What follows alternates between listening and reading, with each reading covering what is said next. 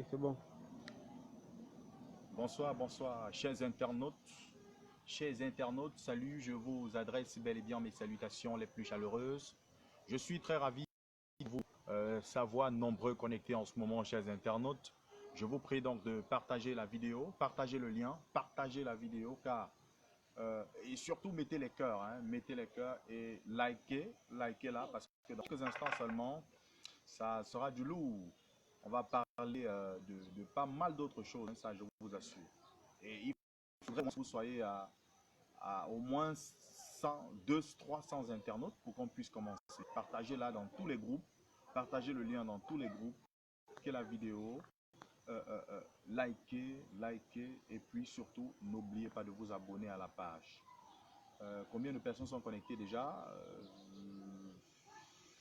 Je demande bien évidemment à mon technicien, à mon réalisateur. Combien de personnes sont connectées?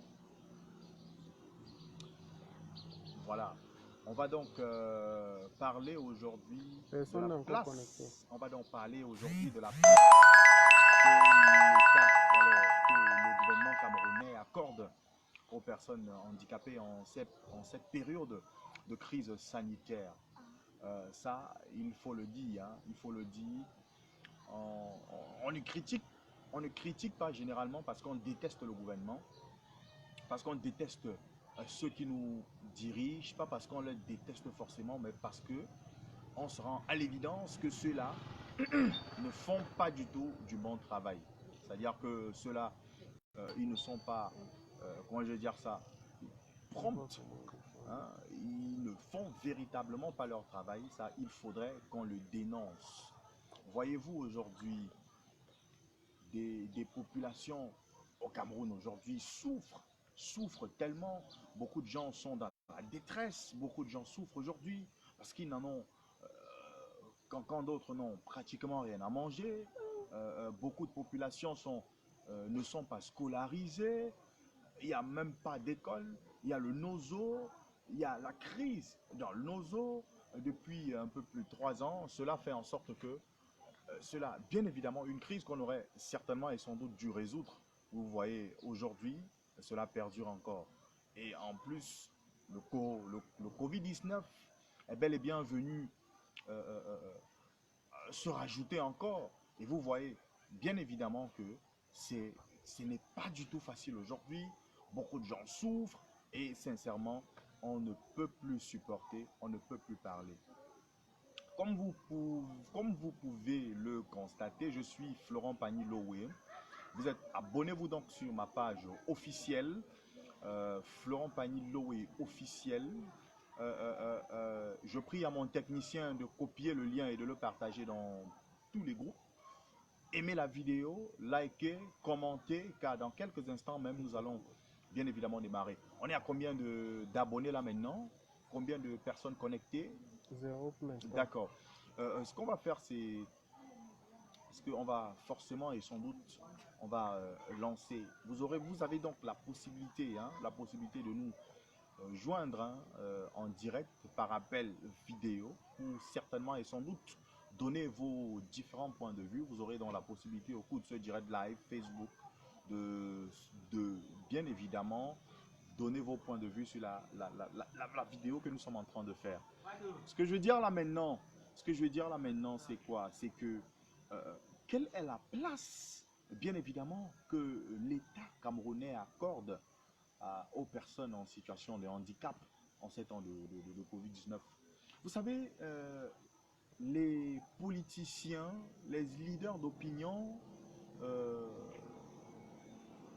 leaders politiques, et même le gouvernement, ces gens n'en parlent pas véritablement, ces gens n'en parlent pas. Alors qu'aujourd'hui, les personnes en situation de handicap ont plus que besoin de vous, ils ont plus que besoin d'un certain nombre de personnes pour bien évidemment leur soutenir. Voyez-vous, aujourd'hui, on demande à pas mal de personnes de promouvoir, de respecter les mesures barrières, la distanciation sociale, hein, les mesures barrières, la distanciation sociale, le port de masque. Mais il y a quelque temps, notre gouvernement, par exemple, a prévu, Je pense que la SICAM s'est proposé de fabriquer 1 million de masques tous les mois que l'on va distribuer, que l'on va vendre à hauteur de 1300 francs CFA. La question que je me pose est combien de Camerounais pourront s'en procurer des masques à 1300 francs? Et ceux qui sont des populations, ceux qui sont, ces personnes, euh, les personnes désœuvrées, les personnes en situation de handicap, ceux qui sont précisément ceux-là qui sont dans un état de véritable pauvreté, comment est-ce qu'ils feront? Est-ce que, quelle est la mesure que le gouvernement ou alors que l'État camerounais a pris ou alors est en train de prendre pour que la situation de ces personnes puisse évoluer aujourd'hui? Vous voyez, dans pratiquement, nous sommes aujourd'hui comment je vais dire ça, nous sommes aujourd'hui le le vendredi, pardon, 22 mai 2020. Dans pratiquement, dans moins de 10 jours, ce sera le retour. Nous serons de retour sur les bancs. C'est-à-dire qu'on va rentrer à l'école. Pratiquement, je pense, 9 jours. Alors, vous savez bien, chers internautes, que aujourd'hui, les personnes en situation de handicap, que ce soit les déficients visuels, que ce soit les sourds et autres, sont beaucoup scolarisés aujourd'hui. Beaucoup vont à l'école. Maintenant, ceux qui sont dans les classes d'examen et qui seront dans les lycées, comment est-ce que ceux-là feront? Je veux bien le savoir. Qu'est-ce que l'État a prévu comme mesure d'accompagnement pour ces personnes en situation de handicap-là? Voilà pourquoi je dis tous les jours et à longueur de journée que nous sommes dans un pays où nos dirigeants, ou ceux qui nous dirigent, ceux qui sont chargés de gérer ce pays, ont échoué. Mais alors quand je parle d'échec, il s'agit d'échec sur tous les plans. Parce que regardez aujourd'hui les personnes en situation. Aujourd'hui, les centres où sont supposés composer les déficients visuels, c'est-à-dire les différents centres d'examen réservés à ceux-là. Prenons d'abord, alors prenons premièrement le cas de l'office du bac, c'est-à-dire pour les classes de première et de terminale. Les épreuves aujourd'hui ne sont pas retranscrites en braille. C'est-à-dire que pour composer aujourd'hui, on vient avec les épreuves. Vous arrivez le matin, un jour de probatoire ou un jour de baccalauréat, vous arrivez le matin, pendant que les autres sont en train de composer, vous attendez qu'on frappe vos épreuves. C'est-à-dire vous attendez qu'on retranscrive vos épreuves en écriture braille. Pendant ce temps, les autres sont en train de composer. C'est-à-dire que rien n'est fait pour que ces gens soient non seulement au même pied d'égalité que les valides. Pourtant, les épreuves pouvaient bel et bien venir déjà en braille, de telle sorte que lorsqu'on lance les épreuves à 8 heures, que même les déficients visuels soient également capables de composer. Vous voyez donc que nous sommes dans un pays où tout a échoué. Et pourtant, l'office du baccalauréat du Cameroun a un costaud budget. Mais qu'est-ce que ces gens font? Ben, forcément, ils détournent. Les personnes en situation de handicap aujourd'hui, je prends encore le cas des déficients visuels, sont ceux-là qui souffrent beaucoup aussi. Vous allez vous rendre compte. Quand je dis, et je le réitère ici devant vous, chers internautes, l'État nous a oubliés parce que je parle également en tant que déficient visuel. L'État nous a oubliés dans la mesure où, aujourd'hui au Cameroun, le seul centre étatique, public, qui existe et qui est réservé à la formation des personnes, des personnes malvoyantes ou non-voyantes, c'est le centre de Boulou Blind Center, le Rehabilitation Institute for the Blind, qui est situé à Boya, juste à My16, juste après My17. Et ce centre a été créé en 1966 par le président Amadou Ahidjo, père à son âme. Et ce centre ne recrute que les déficients visuels qui vont de la CIL au coût moyen 2. C'est-à-dire que après le coût moyen 2, il y a une formation professionnelle qui est ouverte pour 2 ans. C'est-à-dire que le non-voyant ne peut fréquenter que de la CIL au coût moyen 2. Vous voyez donc que l'État, jusqu'aujourd'hui, ne s'est jamais soucié pour l'amélioration des conditions de vie des personnes en situation de handicap au Cameroun. Ça, c'est déplorable, ça, c'est lamentable. Et je suis également choqué de savoir que les personnes handicapées ne se lèvent pas, pour dire non à ce genre de forfaiture, à ce genre de choses, à ces imposteurs. Ça, il faut le dire. Les personnes en situation de handicap ne se lèvent pas. Ils sont là quand ils... parce que j'accuse aussi les personnes en situation de handicap. Parce que ces gens, ils ne pensent, pour la plupart, ne pensent qu'à aller dans les bureaux de ces grands hommes d'affaires, de ces ministres, pour demander les dons, avec les chaises tissées, comme si la seule chose que le déficient ou le non-voyant pouvait faire, c'était de tisser. Vous voyez? Donc, je dis que, vous voyez à quel point l'État nous a marginalisés. Maintenant, je voudrais ici, sur ce canal, sur cette plateforme de réseaux, de réseaux sociaux, sur cette plateforme, à savoir sur cette page Facebook, dit féliciter déjà toutes les structures d'encadrement des personnes en situation de handicap au Cameroun. Vous voyez, moi, j'ai été formé dans les structures privées. Et ces structures privées-là se battent tant bien que mal. Même comme la plupart des dirigeants de ces structures privées sont des purs malhonnêtes. Ça, il faut le dire aussi. Hein. Je le dis, pourquoi? Parce qu'au moins dans les structures privées, il est prévu que le déficient visuel, après comment je vais dire ça, après l'obtention de son CEP, de son CEPE, de son CEP, pardon, ce qu'on fait là, vous avez la possibilité de fréquenter de 6e en terminale jusqu'à obtenir votre baccalauréat et aller à l'université. Et dans certaines villes aujourd'hui, dans certains lycées, je vous assure, il est difficile pour un déficient visuel d'entrer dans une école. Vous savez pourquoi? Tout parce que les gens aujourd'hui tout simplement parce que des gens aujourd'hui n'y croient pas. Ils pensent qu'un déficient visuel ne peut rien. Ils pensent qu'un déficient visuel ne peut pratiquement rien faire. Au point où il faut seulement bagarrer, faire recours. Ça, il faut le souligner.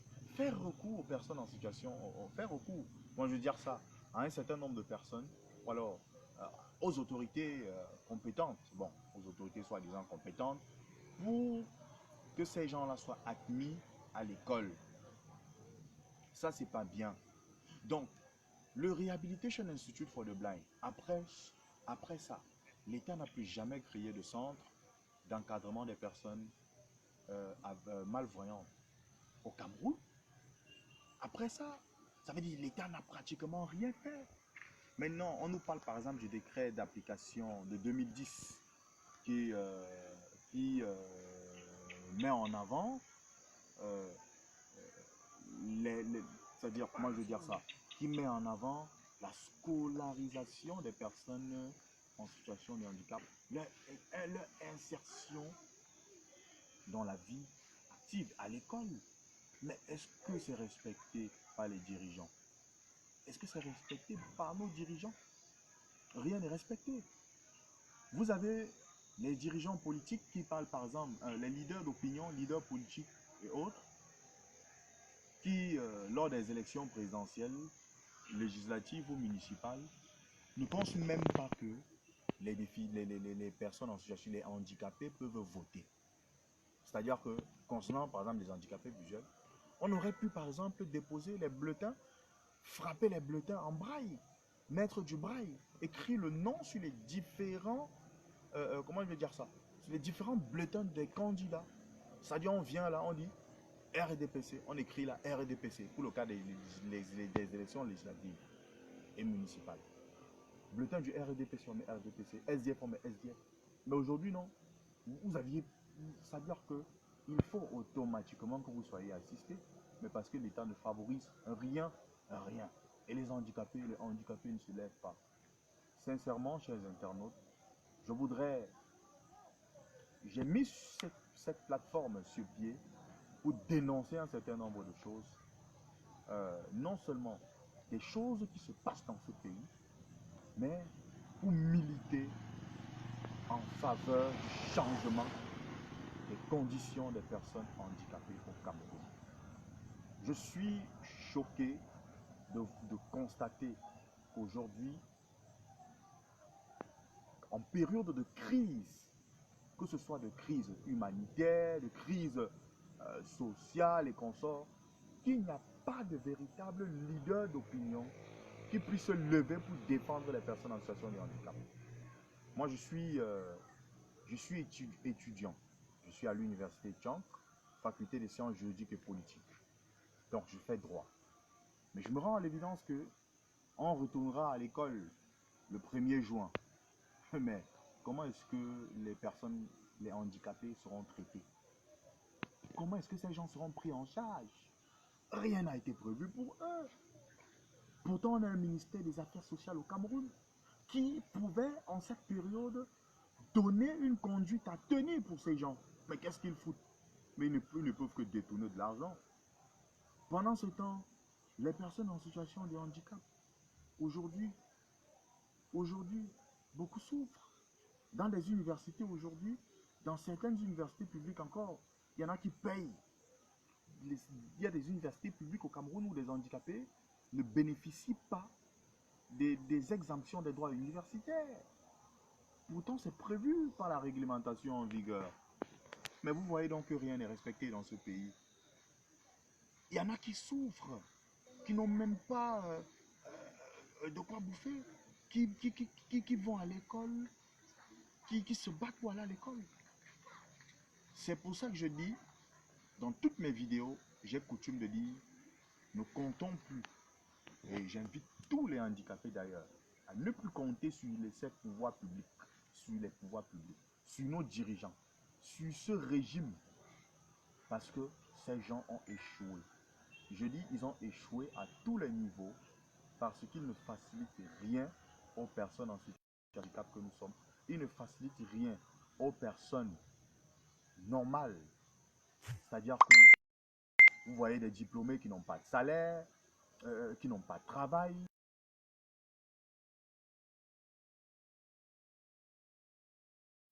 Est dominant à 80 pour 70%. Donc, vous vous rendez à l'évidence également qu'il y a pas mal de personnes qui sont marginalisées. On voit la personne que les gens ne m'appellent pas. Hein. Moi, je suis très occupé là maintenant. Chez les internautes, on a été coupé par un certain nombre de personnes qui essayent de me joindre. Mais je suis concentré à vous parce que vos préoccupations, c'est moi. Likez la vidéo, partagez le lien, partagez la vidéo dans tous les groupes WhatsApp, mettez les cœurs, likez, ça je vous en supplie, je vous demande pardon.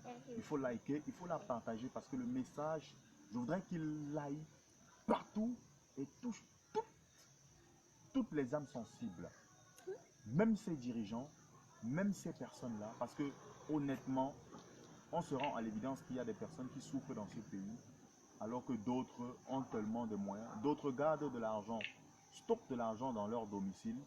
Certaines épouses en brûlent même, vous voyez un peu, quand ils sont au courant de ce qu'il y a des personnes qui sont en train de venir perquisitionner leur domicile, ils se mettent à brûler de l'argent. Pourtant, juste à côté là, il y a des handicapés mentaux, il y a des orphelins, il y a des personnes désœuvrées, déshérités, qui souffrent et qui en ont véritablement besoin. Vous voyez jusqu'où la cruauté de l'homme peut aller dans ce pays.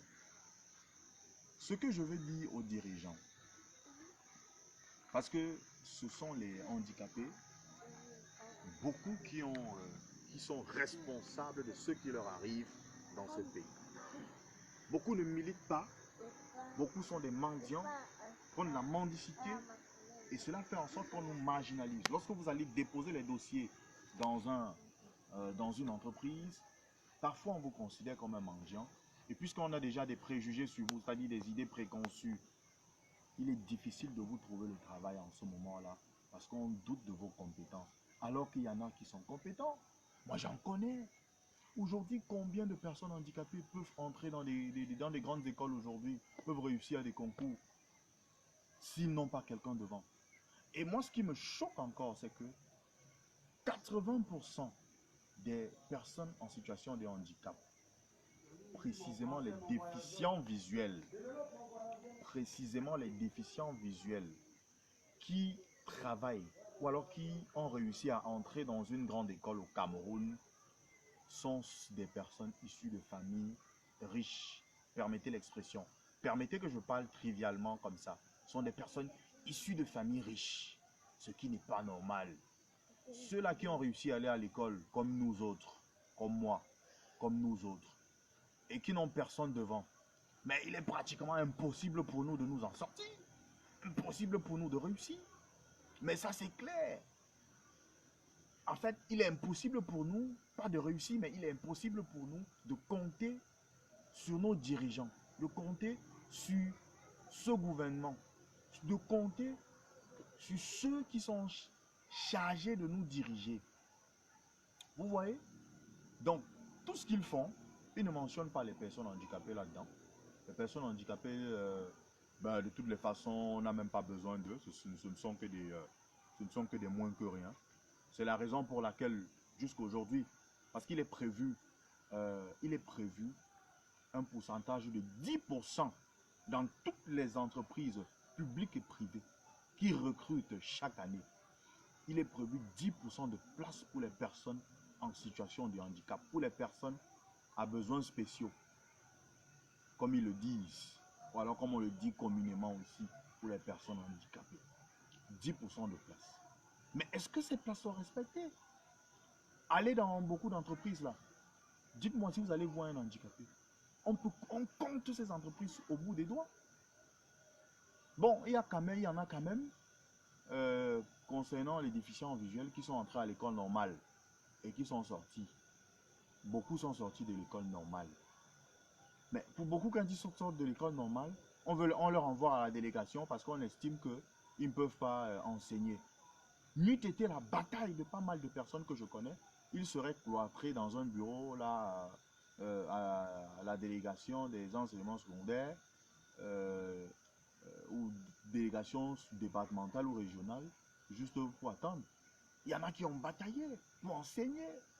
Je vous dis, chers internautes, aujourd'hui que parmi les handicapés, il y a de la matière grise. Beaucoup d'handicapés aujourd'hui sont de purs et de fins intellectuels. J'en fais partie. Nous qui sommes marginalisés, sincèrement, nous souhaitons que un certain nombre de conditions de vie cessent. Que ces dirigeants pensent aussi à nous, pensent aussi aux personnes en situation de handicap. Qu'ils ne pensent plus seulement à détourner des milliards, à stocker les milliards dans leur domicile. Parce qu'il y a beaucoup de ministres là qui dans leur domicile, vous arrivez là-bas, dans leur domicile, ils ont des milliards stockés à la maison. Leurs enfants fréquentent dans les plus grandes écoles.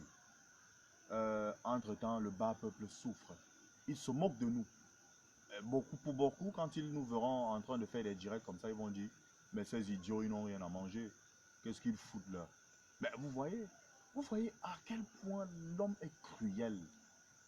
Que ce soit dans le sud, que ce soit dans... Moi je voudrais inviter tous les leaders d'opinion, les leaders politiques. Que ce soit le professeur Maurice Kamto, que je respecte tellement, de penser aussi aux personnes en situation de handicap.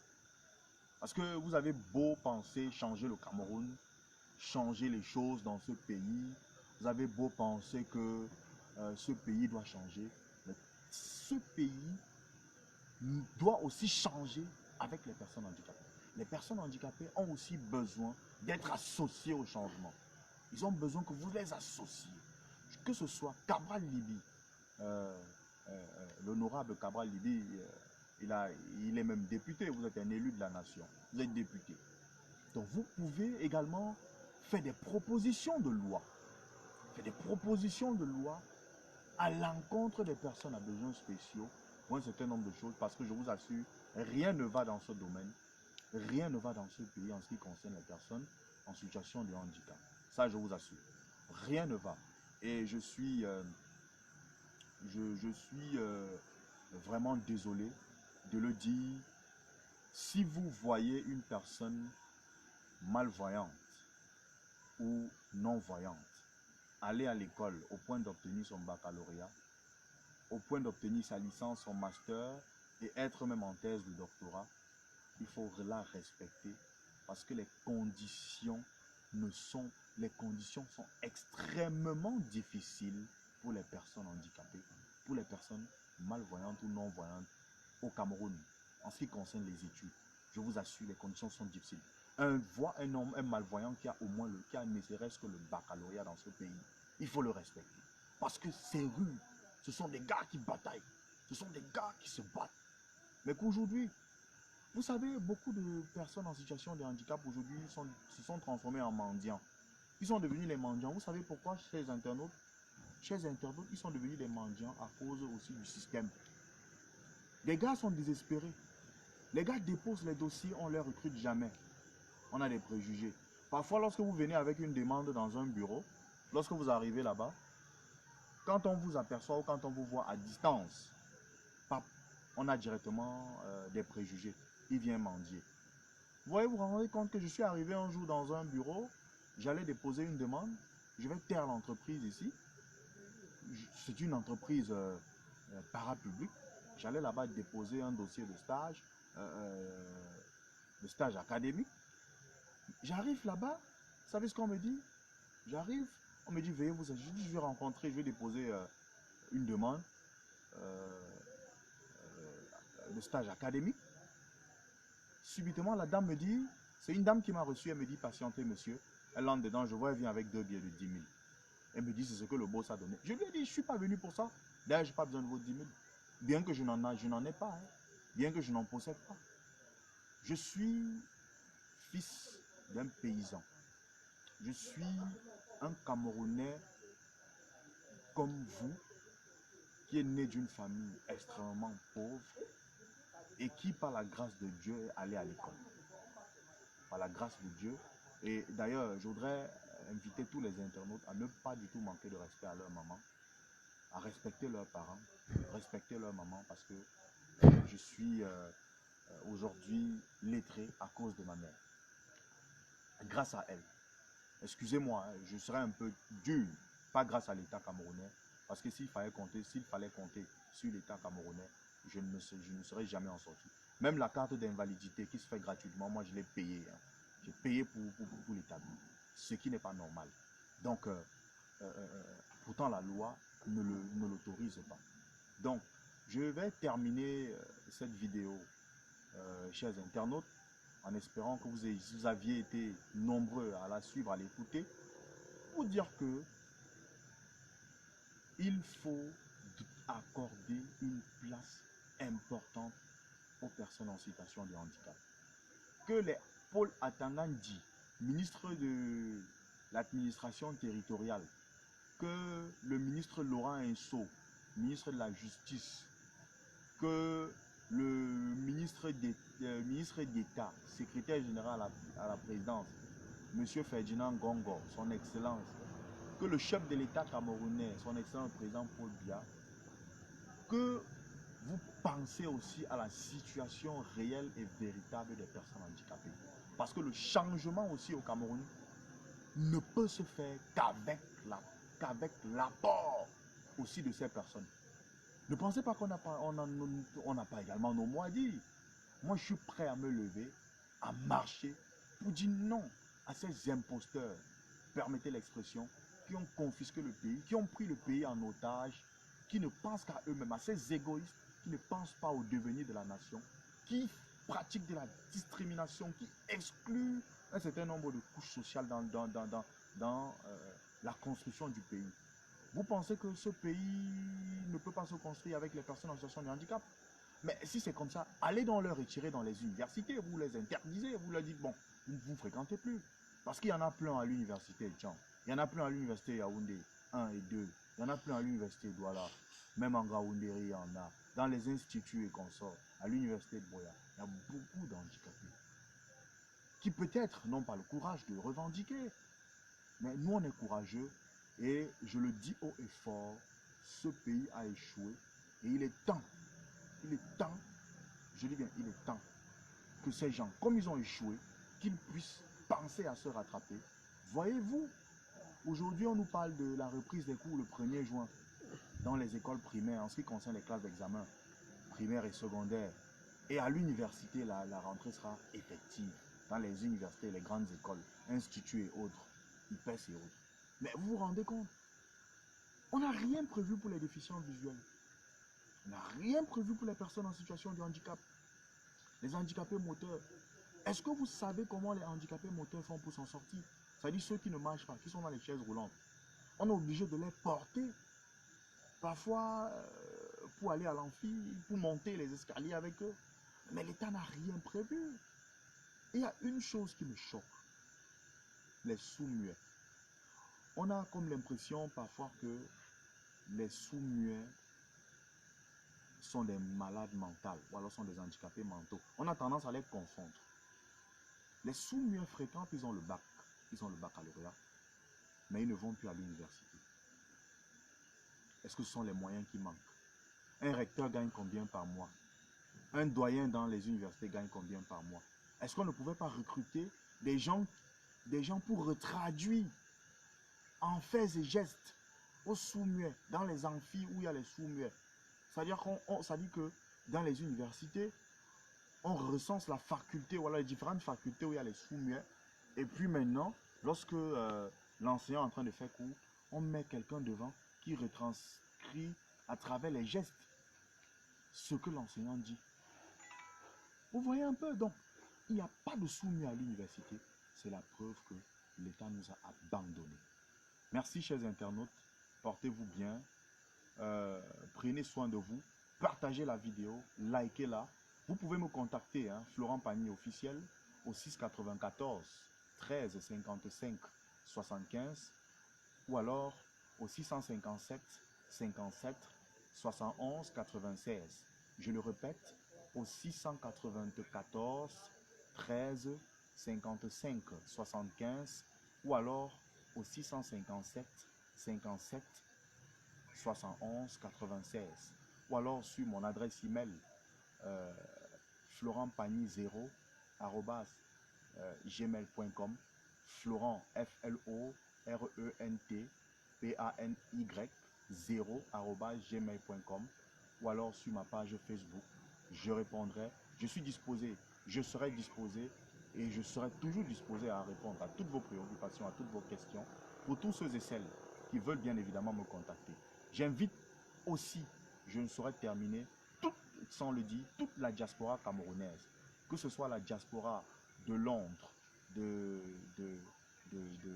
Paris, la diaspora de la France, de l'Angleterre, de l'Allemagne, de la Belgique, toutes les diasporas camerounaises à l'étranger, que ce soit ceux des États-Unis, ceux du Canada, à penser, à mener une lutte aussi pour les personnes en situation de handicap. Parce que la construction de ce pays, même les activistes, parce qu'ils sont aussi les Camerounais, que ce soit les activistes, la brigade anti-Saadina et autres, c'est vrai que vous sont ceux-là qui veulent le changement, que ce soit la brigade anti-Saadina, que ce soit le mouvement des patriotes, toutes ces personnes-là, toutes ces personnes-là, à penser aussi à mener une lutte pacifique en faveur des personnes en situation de handicap.